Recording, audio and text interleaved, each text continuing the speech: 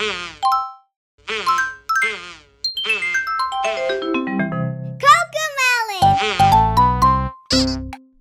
Ja?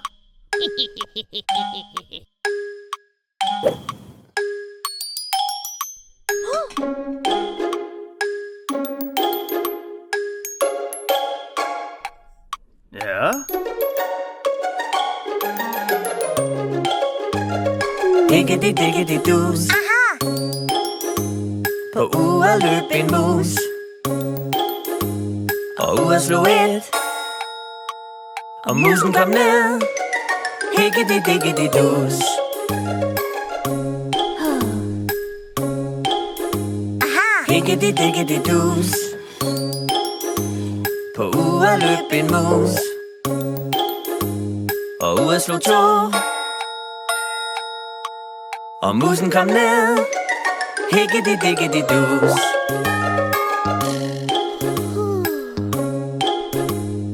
Higgedy-diggedy-dus. På uret løb en mus, og uret slog tre, og musen kom ned. Higgedy-diggedy-dus.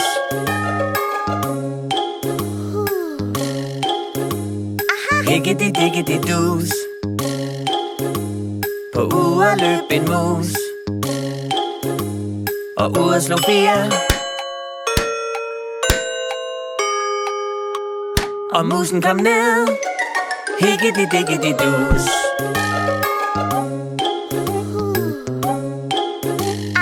Higgedy-diggedy-dus. På uret løb en mus, og uret slog fem,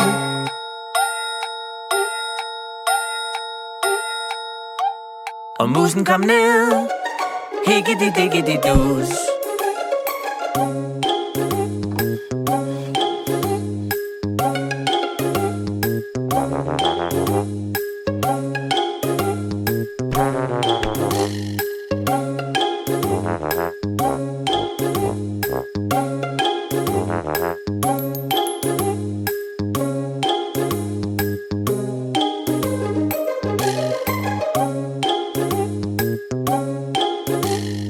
Higgedy-diggedy-dus.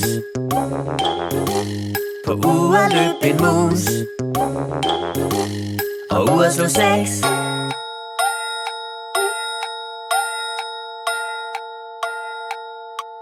og musen kom ned. Higgedy-diggedy-dus.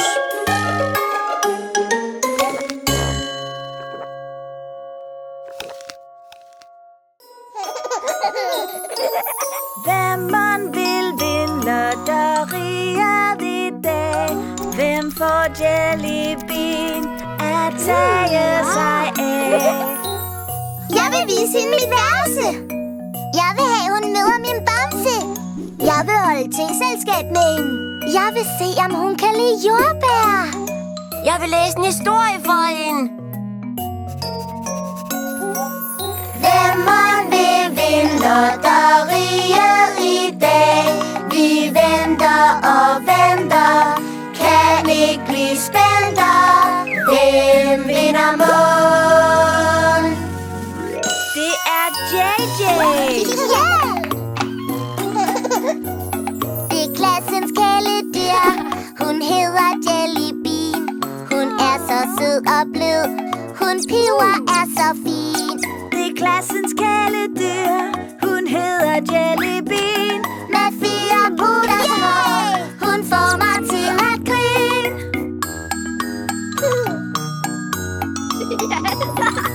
Har du mødt vores hamster?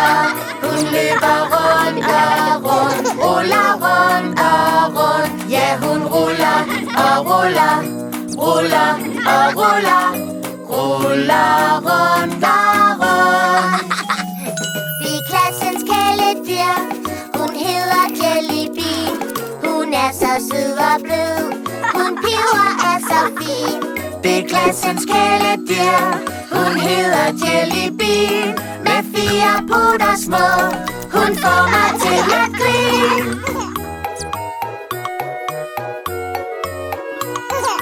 Har du mødt vores hamster?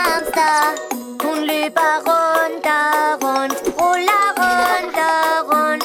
Ja, hun ruller og ruller, ruller og ruller, ruller rundt og rundt. Det er klassens kæledyr, hun hedder Jellybean. Hun er så sød og blød, hun piver er så fin. Det er klassens kæledyr, hun hedder Jellybean. Med 4 puder små, hun får mig til at grine.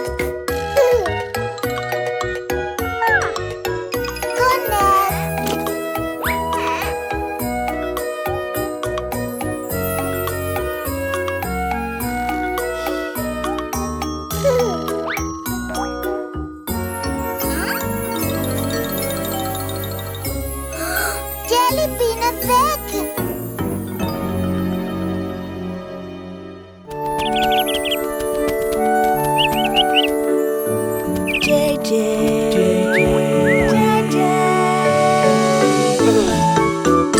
Hør fugleungen sang, nu er dagen i gang.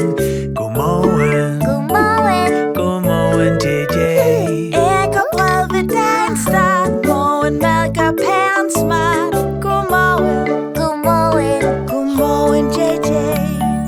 Jeg vil udforske verden eventyrlig. Det er den altid sjove, der venter mig. Nu skal vi have det sjovt. Kom, vi har meget at nå. Skynd dig lidt for skoene på. Godmorgen, Godmorgen. godmorgen JJ. Nu venter skæg og leg på vores stille vilde vej. Godmorgen, Godmorgen. godmorgen JJ. Godmorgen. Godmorgen. Ha' en god dag. Ha' en god dag. DJ, hans gyldne lak kender alle nok. Det er JJ, den lille charmeur med det gode humør. Godmorgen. Godmorgen. Hold da op. Prosit.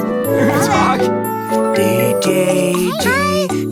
JJ, hans store smil er bredt som en mil. DJ, et knus fra ham er som et bamsekram. Hovsa, det må du undskylde. Godmorgen. Godmorgen. DJ, en kvik lille gut, der er fuld af fut. DJ, når vi kede ad, så gør han os glad. Mange tak. Det var så lidt. Kom med. Sådan en sang spreder glæde, og snart synger alle med. Vi elsker Vi elsker JJ.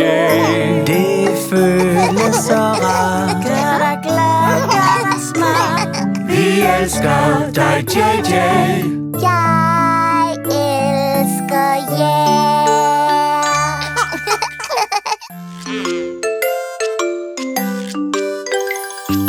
Ti fine æg, der hviler. Ti fine æg ser du her. Til dem, mens de sover. Tæl bare mange der er. Vi har 1 og 2, 3 og 4, 5 og 6. Men der er flere. 7 og så 8, nummer 9. Og så er der nummer 10.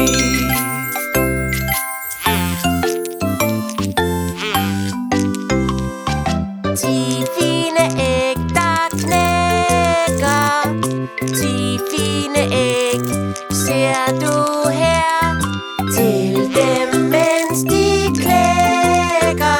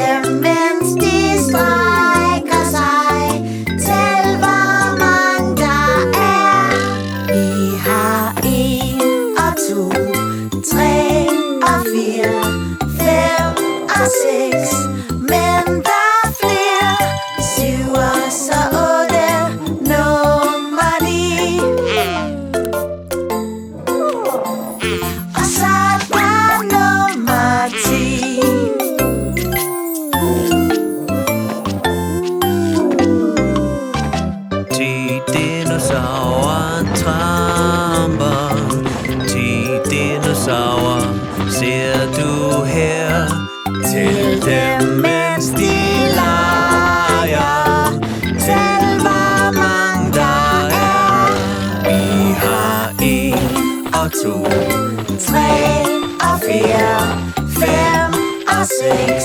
Men der er flere. 7 og så 8, nummer 9. Og så er der nummer 10.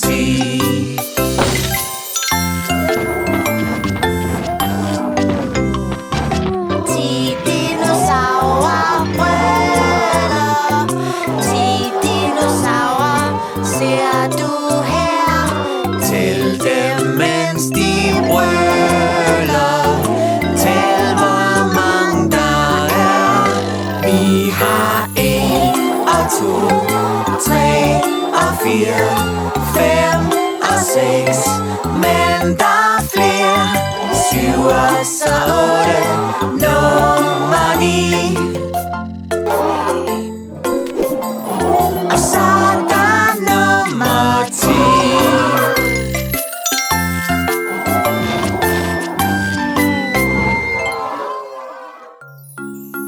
Wow!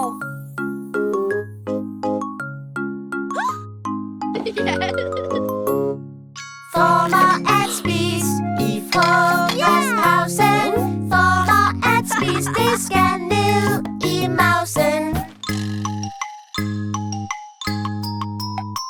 Der former i maden. Hurra, hurra.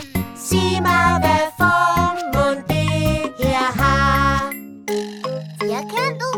Firkantet. Ja. Firkanter her og der, de overalt, hvor jeg ser en skive brød, skåret melon, ananas, jeg vil have nogen. Former at spise i frokostpausen. Former at spise, det skal ned i mausen. Der former i maden. Hurra, hurra. Sig mig, hvad formål det her har. En cirkel. Yeah! Cirkler, cirkler her og der, de overalt, hvor end jeg ser. Salt, agurker, skivskåret kød, skåret tomater og kikir så sød. Former at spise i frokostpausen. Former at spise, det skal ned i mausen. Der former i maden. Hurra, hurra. Sig mig, hvad formål det her har. Det er min yndlings. En trekant. Ja. Trekanter, trekanter her og der, de alle vegne, hvor end jeg ser. En skive ost, skåret citron og en skive frisk vandmelon. Former at spise i frokostpausen. Former at spise, det skal ned i mausen. Der former i maden. Hurra, hurra. Sig mig, hvad formål det her har. 2 trekanter giver en firkant. Ja! Former at spise i frokostpausen. Former at spise, det skal ned i mausen. Hvad har du med i madpakken, JJ? Former. Ja! Former at spise i frokostpausen. Former at spise, det skal ned i mausen. Nej. Ja!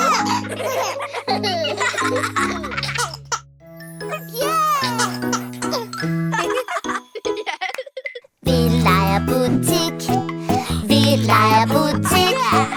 Gå rundt på markedet og kig, kig, kig.